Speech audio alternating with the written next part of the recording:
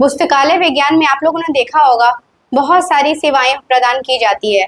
क्योंकि पुस्तकालय विज्ञान में बहुत सारे लोग पढ़ते हैं, मतलब हर वर्ग के, जो समाज के हर वर्ग होता है वो आके पढ़ाई करता है। तो उससे क्या होता है कि इसमें बहुत सारी सेवाएं भी प्रदान करनी पड़ती है।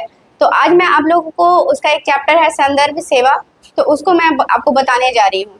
आप लोग देखिएगा इसको कि देखिए, संदर्भ सेवा को सबसे पहले जो वैज्ञानिक थे स्वेट ग्रीन, इन्होंने दिया था। इनको फादर ऑफ रेफरेंस सर्विस भी कहा जाता है, फादर ऑफ रेफरेंस सर्विस। आप लोग रेफरेंस बुक तो सुने ही होंगे कि रेफरेंस बुक क्या करता है, जो मेन बुक होता है, टेक्स्ट बुक होता है, उसको हेल्प करता है। उस तरह रेफरेंस सर्विस यानी पुस्तकालय में जो भी ज़रूरत होती है वो रेफरेंस सर्विसेज से काफ़ी आसानी होती है पाठकों को पढ़ने में, समझने में।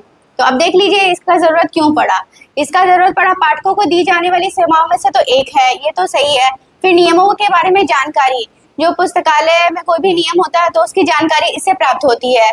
और फिर ज़रूरत के हिसाब से दस्तावेज खोलने के लिए, कोई होते हैं कि खोज करते हैं जिनको कुछ विषय पे रिसर्च करना होता है, तो उनके लिए भी पुस्तक कहाँ से प्राप्त होगी, तो पुस्तकालय विज्ञान से। तो उसमें क्या है कि आप कोई ऑथेंटिक बुक है तो आपके पुस्तकालय में नहीं है, तो वहाँ जो पुस्तकालय अध्यक्ष होते हैं वो मंगवाते हैं उसको, उसके बारे में जो भी एक दो और रेफरेंस बुक होता है, पेपर होता है, मैगजीन होता है, सबको मंगवाते हैं।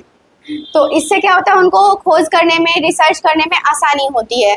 और जो कुछ होते हैं कि क्विक, मतलब एक बार आए पुस्तकालय में, तो उनके लिए भी कुछ, जैसे न्यूज़पेपर है तो वो भी प्रोवाइड होता है पुस्तकालय में। तो ये सब किसके अंतर्गत आएगा, संदर्भ सेवा के अंतर्गत आएगा। तो देखिए रंगनाथन ने भी तो इसका परिभाषा दिया है, आप लोग ये देख लीजिए।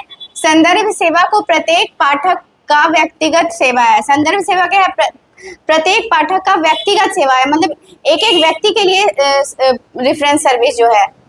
और ये एक और जो है, ये इस परिभाषा दिया है रंगनाथन ने, क्या सही पाठक को सही पुस्तक सही तरीके से और सही समय पे उपलब्ध कराने का प्रयास किस में किया जाता है, रेफरेंस सर्विस में किया जाता है। और सबसे पहले रेफरेंस सर्विस का कहाँ पद सृजित किया गया था, मतलब कोई उसके लिए पद होना चाहिए था कि कोई कौन करेगा रेफरेंस सर्विस। ऐसा तो नहीं कि कोई भी उठ के कर देगा पुस्तकालय में। तो उसके लिए पहला पद सृजित कहाँ किया गया था, मद्रास पुस्तकालय में। कब किया गया था, 1930 ईस्वी में। देखिए 1930 ईस्वी में। और जो मेलवी डेवी थे, मेलवी डेवी यहाँ पे फर्स्ट वो लाइब्रेरियन थे जो इस पद पे कार्यरत हुए थे। और इन्होंने भी एक वर्ड दिया है, मतलब एक लाइन दिया है रेफरेंस सर्विस के लिए, जो आप उसको मतलब सुनिएगा तो आपको लगेगा कि हाँ ये सही है। आस्क लाइब्रेरी एनीथिंग, मतलब आप कुछ भी मांग सकते हैं लाइब्रेरी में। उससे उसका क्या होता है, वो उन्होंने कहा कि इससे उसकी प्रकृति पता चलती है, नेचर पता चलता है कि रेफरेंस सर्विस कितना अच्छा सर्विस है। कि आस्क, जैसे आप लोग बोलेंगे कुछ भी खाओ, कुछ भी पढ़ो, तो क्या मतलब ये ऐसा है कि कुछ भी, आस्क लाइब्रेरी फॉर एनीथिंग। तो फिर ये क्या है, संदर्भ विभाग का यहाँ पे सबसे पहले गठन भी किया गया था यहाँ पे मद्रास यूनिवर्सिटी में। तो क्या किया था, मेलवी डेवी ने यहाँ पे एक पुस्तकालय अध्यक्षों की टीम का गठन किया था। वो क्यों किया गया था, पाठकों की व्यक्तिगत सहायता हेतु, मतलब एक व्यक्ति को उसका पुस्तक मिले। क्योंकि पुस्तकालय में तो आप लोग को पता ही है कि सभी वर्ग के व्यक्ति आते हैं, जैसे मजदूर भी आता है, बच्चे भी आते हैं, रिसर्च करने वाले भी लोग आते हैं। तो इसके लिए हो गया कि संदर्भ सेवा हमारे लिए बहुत जरूरी है।